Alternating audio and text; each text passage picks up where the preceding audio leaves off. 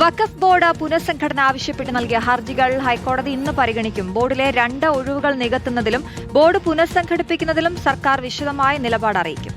Supreme കോടതിയുടെ അന്തിമ തീരുമാനം വരുന്നതുവരെ 2 ഒഴിവുകൾ നികത്തില്ലെന്ന തിരുത്തിയ നിലപാട് സർക്കാർ ഹൈക്കോടതിയെ അറിയിച്ചേക്കും. സജോ ദേവസ്യയിലേക്ക് പോവുകയാണ് വിവരങ്ങൾക്കായി. സജോ, അമുസ്ലിങ്ങളെ നിയമിക്കാൻ തയ്യാറാണെന്ന മുൻ നിലപാടിൽ പ്രതിഷേധം ഉയർന്ന സാഹചര്യത്തിലാണ് സർക്കാർ നിലപാട് മാറ്റാൻ ഒരുങ്ങുന്നത്. ഇന്നിപ്പോൾ എപ്പോഴായിരിക്കും ഹർജികൾ ഹൈക്കോടതി പരിഗണിക്കുന്നത്? അശ്വതി, ഇന്ന് 11 മണിക്ക് ഹൈക്കോടതി ഹർജികൾ പരിഗണിക്കും. അതായത് വഖഫ് ബോർഡിന്റെ നിയമനം അല്ലെങ്കിൽ രൂപീകരണം ചോദ്യം ചെയ്തുള്ള ഒരു കൂട്ടം ഹർജികൾ കോടതിയുടെ മുന്നിൽ എത്തിയതാണ്.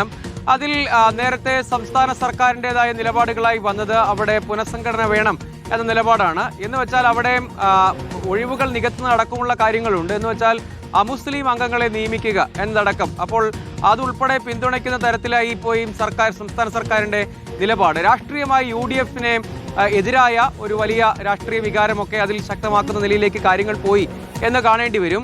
അപ്പോൾ ഒരുപക്ഷെ ഒരു തിരുത്തിയ നിലപാട് UDF കോടതിയെ അറിയിക്കുമോ എന്നത് കാണേണ്ടതാണ്. അതായത് സുപ്രീം കോടതി നിലവിൽ ഈ വഖഫ് നിയമം, അതായത് ഭേദഗതി ചെയ്ത വഖഫ് നിയമം ചോദ്യം ചെയ്തുകൊണ്ടുള്ള ഹർജികൾ സുപ്രീം കോടതിയുടെ പരിഗണനയിൽ ഇരിക്കുകയാണ്. അതിലെന്തെങ്കിലും ഒരു തീരുമാനം സുപ്രീം കോടതിയിൽ നിന്ന് ഉണ്ടാകണം. അതുവരെ ഈ ഒഴിവുകൾ നികത്തില്ല എന്നൊരു തിരുത്തിയ നിലപാട് കോടതിയെ അറിയിക്കാൻ ഒരുപക്ഷെ സംസ്ഥാന സർക്കാർ തയ്യാറായേക്കും. അതേസമയം LDF സർക്കാർ നിയമിച്ച വഖഫ് ബോർഡാണ് ഇപ്പോൾ തുടരുന്നത്. അപ്പോൾ ആ വഖഫ് ബോർഡിനെ പിരിച്ചുവിട്ട് പുതിയ ബോർഡിനെ നിയമിക്കണം എന്ന താല്പര്യം UDF-നുണ്ട്. സ്വാഭാവികമായി തന്നെ UDF-ന്റെ ഒരു രാഷ്ട്രീയ താല്പര്യമാണത്. അപ്പോൾ അത്തരമൊരു നീക്കത്തിലേക്ക് പോകാൻ ഹൈക്കോടതി അനുമതിയോടുകൂടി അത്തരമൊരു നീക്കത്തിലേക്ക് പോകാനായിരിക്കും UDF ശ്രമിക്കുക എന്നാണ് ഈ ഘട്ടത്തിൽ നമ്മൾ മനസ്സിലാക്കുന്നത്.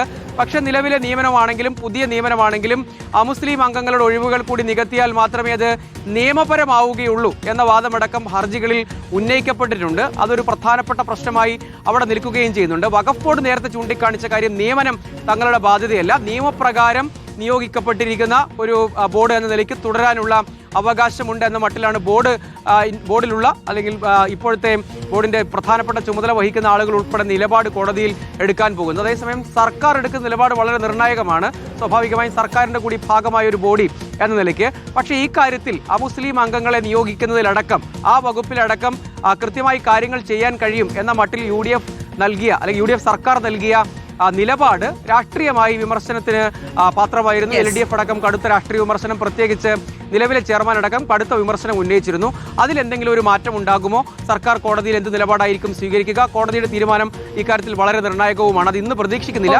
പക്ഷേ സർക്കാർ എന്ത് വാദങ്ങളായിരിക്കും മുന്നോട്ട് വയ്ക്കുക എന്നത് വളരെ ശ്രദ്ധേയമാണ് രാഷ്ട്രീയമായി. ശരി, തീർച്ചയായിട്ടും. സജോ ദേവസ്യാണ് വിശദാംശങ്ങൾ നൽകി.